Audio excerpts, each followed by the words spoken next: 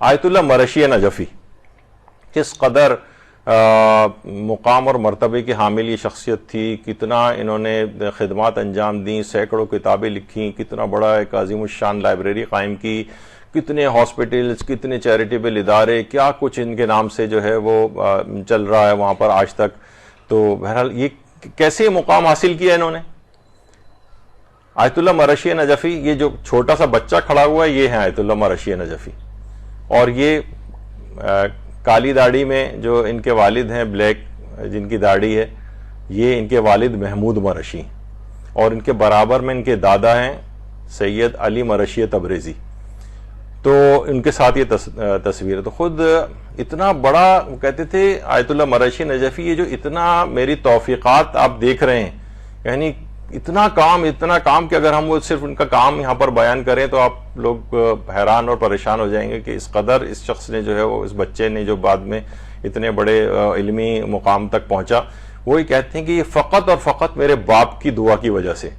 کہہ رہے ہیں کہ میں جب ایک دفعہ یہ میرے والد جو ہے وہ مطالعہ کرتے کرتے سو گئے تھے، کھانے کے لیے میری والدہ نے بلایا، تو میں نے مناسب نہیں سمجھا کہ اپنے والد کو جو ہے وہ اس طرح سے جا کے اٹھاؤں، تو میں نے اپنے گالوں کو ان کے پاؤں کے تلوؤں سے جو ہے نا ملنا شروع کیا. تو میرے باپ نے جب ان کی آنکھ کھلی ان کے والد کی، دیکھا کہ اس طرح سے اٹھا رہے ہیں اتنی انکساری کے ساتھ، اتنی اپنے والد کے لیے، تو میرے باپ نے جو اس وقت مجھے دعائیں دی ہیں، انہی دعاؤں کی وجہ سے مجھے اتنی توفیقات حاصل ہوئی ہیں جو آج تم دیکھ رہے ہو، اس فقط میرے باپ کی دعاؤں کی وجہ سے. تو بہرحال اس کے بعد پھر دیکھیں کہ یہ آیت اللہ مرشی نجفی نے پھر ظاہر ایک توفیقات کا ایک دروازہ کھل گیا. 27 سال کی عمر میں آیت اللہ مرشی نجفی اجتہاد کے درجے تک پہنچ گئے، علمی دنیا کے اندر ایک مقام جو ہے ان کا ہونے لگا. اور اس کے بعد اتنے بڑے توفیقات اور علم کے علاوہ کیا حاصل ہوئیں، 60 سال تک نماز جماعت قائم کی ہے حرم معصومہ قم میں، اس کی امامت کی ہے. کتنا بڑا ان کو جو ہے مقام ملا ہے. معصومہ قم کے اوپر درود بھیجیے نا محمد علیہ وسلم.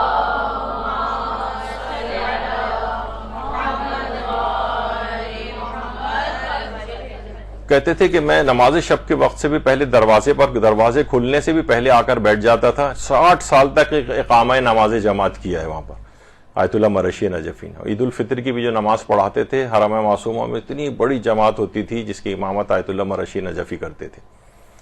تو اور اتنی بڑی لائبریری حرم معصومہ کے سامنے ہی روڈ پہ کتاب خانہ آیت اللہ مرشی نجفی، ایشیا کی سب سے بڑی لائبریری وہ انہوں نے قائم کی. ایسی کتابیں، قلمی نسخے وہاں پر موجود ہیں جو کسی جگہ پر اور کہیں موجود نہیں. تو بہرحال یہ ان کے بیٹے محمود مرشی اپنے والد کے ہی محبت اور احترام میں انہوں نے اپنے بیٹے کا نام بھی محمود رکھا ہے.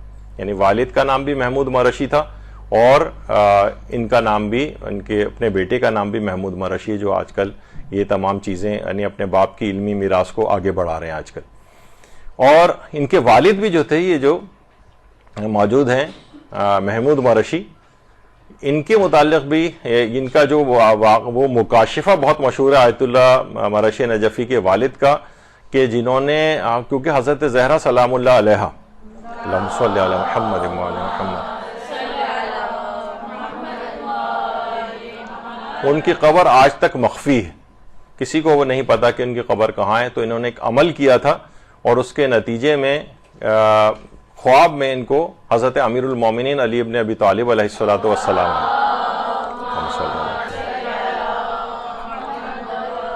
آیت اللہ مرشی نے اس واقعے کو خود بیان کیا تھا، جو برصغیر نور کے نام سے جو ان کی شرح احوال ہے زندگی کی، ساری داستانیں اس میں ہیں، اس کتاب کے اندر یہ واقعہ ہے. تو ان کے والد جو تھے محمود مرشی، تو خواب میں حضرت امیر کو انہوں نے دیکھا اور تو کہا کہ کیا کام ہے؟ تو انہوں نے کہا کہ میں چاہتا ہوں کہ مجھے حضرت زہرا کی قبر کا آپ پتہ بتا دیں. انہوں نے کہا اس کے لیے تم کیا کرنا، کیوں پتہ چلانا چاہتے ہو؟ کہا میں چاہتا ہوں کہ ان کی وہاں جا کر یعنی بہرحال ان کی قبر سے فیوز و برکات کو حاصل کروں. تو کہا کہ کیونکہ حضرت زہرا کی وصیت تھی تو میں ان کی قبر تو نہیں تمہیں بتا سکتا، لیکن بہرحال یہ کہ ان کی تمام عظمت و جلالت حضرت معصومہ قم کو عطا کر دی گئی ہے. اب تم اگر کوئی بھی چیز، کوئی بھی فیوز و برکات حضرت زہرا حاصل کرنا چاہو تو معصومہ قم کی قبر سے حاصل کر سکتے ہو. اللہم صلی علی محمد.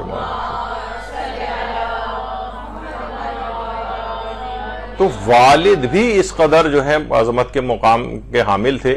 تو دیکھیں اتنی چھوٹی عمر کا بچہ ہم نے عام طور پر بلکہ باپوں کی اس کوئی تکریم اور اکرام کرتے نہیں دیکھا ہے، لیکن اس قدر تو ظاہر ہے پھر اتنے بڑے مقام کو آیت اللہ مرشی نے حاصل کرنا تھا.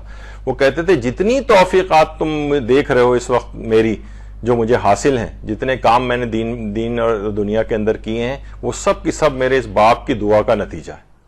اس دعا کو خاص طور پر جب میں اپنے گالوں کو ان کے پاؤں سے رگڑ رہا تھا، ان کی آنکھ کھلی، اس وقت جو انہوں نے مجھے دعائیں دی، میں سمجھتا ہوں کہ آج انہی دعاؤں کی وجہ سے میں اس مقام تک پہنچا ہوں.